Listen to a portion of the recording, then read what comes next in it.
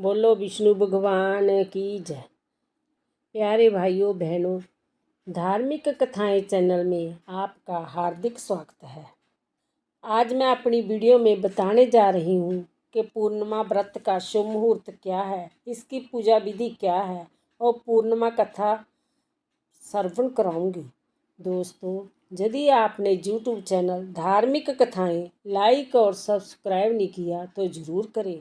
Bell icon दबाना ना भूलें ताकि आने वाली सभी वीडियोज की जानकारी आपको सबसे पहले हो सके। वीडियो को पूरी सुनने के बाद कमेंट बॉक्स में राधे राधे लिखना ना भूलें। भाद्रपद मास की पूर्णिमा भाद्रपद पूर्णिमा के नाम से जानी जाती है। इस पूर्णिमा के दिन कुछ विशेष अनुष्ठान पूरे किए जाते हैं। इस पूर्णिमा के दिन सत्यनारायण भगवान की पूजा, शिव पार्वती भगवान की पूजा, चंद्रमा पूजा कार्य संपन्न होते हैं। इस पूर्णिमा के दिन व्रत का अत्यंत महत्व भी बतलाया गया है, जो सभी प्रकार के सुख भैभव को देने में सहायक बनता है। पूर्णिमा की तिथि धार्मिक कर्म एवं अनुष्ठान के कार्य करने में अत्यंत शुभ मानी जाती है। इस दिन को मुहूर्त शास्त्र में भी स्थान प्राप्त है। शुभ मुहूर्त का निर्धारण इस तिथि में होता है, जिसमें बहुत से नवीन कार्य भी करने के लिए बात कही गई है। दोस्तों, भाद्रपद पूर्णिमा 29 सितंबर 2023 को शुक्रवार के दिन मनाई जाएगी।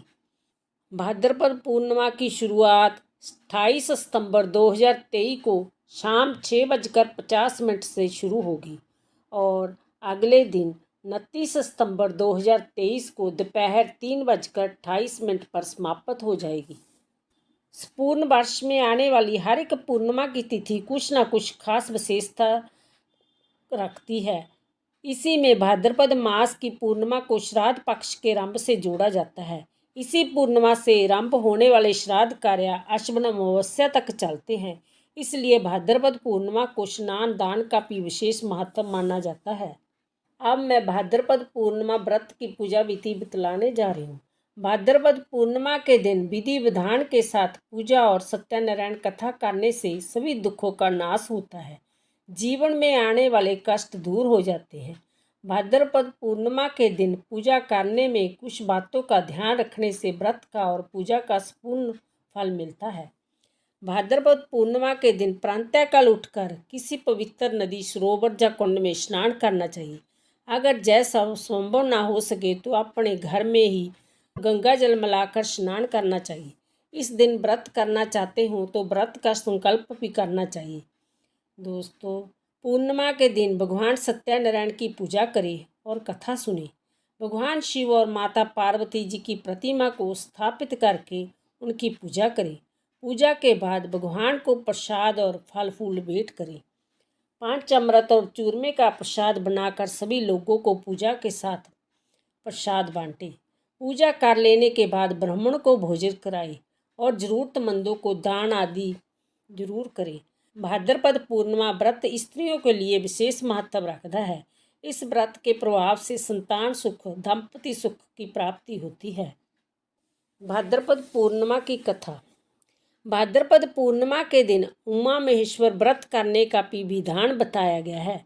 धर्मशास्त्रों में इन पूर्णिमा के दिन भगवान शिव और माता पार्वती जी की पूजा करनी चाहिए। इसके साथ ही रात्रि के समय जागरण करना चाहिए।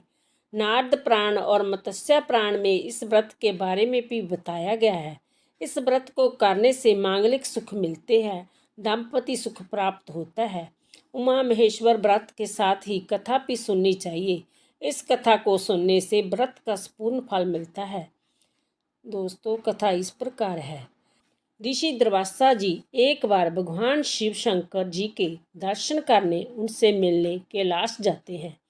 कैलाश पर भगवान शिव और माता पार्वती जी के दर्शन कर वे अत्यंत प्रसन्न होते हैं।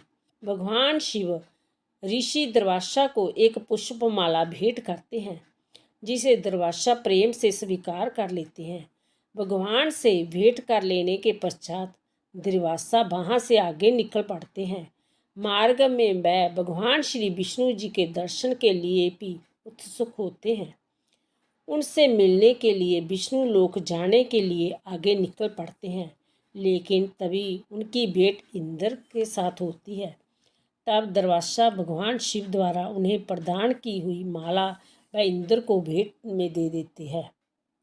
बंधुओं, इंद्र अपने विमान से उस माला को अपने वाहन ऐरावत हाथी को पहना देता है। ऋषि दुर्वासा यह सब देखकर क्रोधित हो उठते हैं।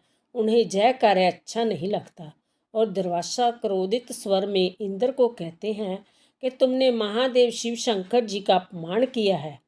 इससे तुम्हें लक्ष्मी जी छोड़कर चली जाएगी और तुम्हें इंद्रलोक और अपने सिंहासन को भी त्यागना पड़ेगा। यह सुनकर इंद्र जी ने ऋषि दुर्वासा जी के समक्ष हाथ जोड़कर क्षमा याचना की और इसे श्राप से मुक्त होने का उपाय पूछा। इंद्र की बिना सुनकर दुर्वासा जी कुछ शांत हुए और क्रोध शांत होने पर ऋषि दुर्वासा जी ने इंद्र जी को बताया कि उसे उमा महेश्वर व्रत करना चाहिए, तभी वह अपने स्थान को पुनः प्राप्त हो पाएंगे। तब इंद्र ने इस व्रत को किया। उमा महेश्वर व्रत के प्रभाव से लक्ष्मी जी समेत सभी वस्तुओं जो उनसे छिन गई थी सभी की प्राप्ति होती है। बोलो विष्णु भगवान की जय, बोलो शिव जी पार्वती जी की जय। पूर्णिमा व्रत का हिंदू धर्म में बहुत ही महत्व है। इससे संतान सुख मिलता है। जो लोग पूरे विधि विधान से पूर्णिमा का व्रत करते हैं, पूर्णिमा के दिन चंद्रमा को अर्घ्य देते हैं, उन पर भगवान विष्णु और माता लक्ष्मी की विशेष कृपा होती है। घर परिवार में सुख शांति बनी रहती है। पूर्णिमा व्रत की कथा सुनने से तरक्की के साथ अच्छा स्वास्थ्य भी प्राप्त होता है। बोलो विष्णु भगवान की जय।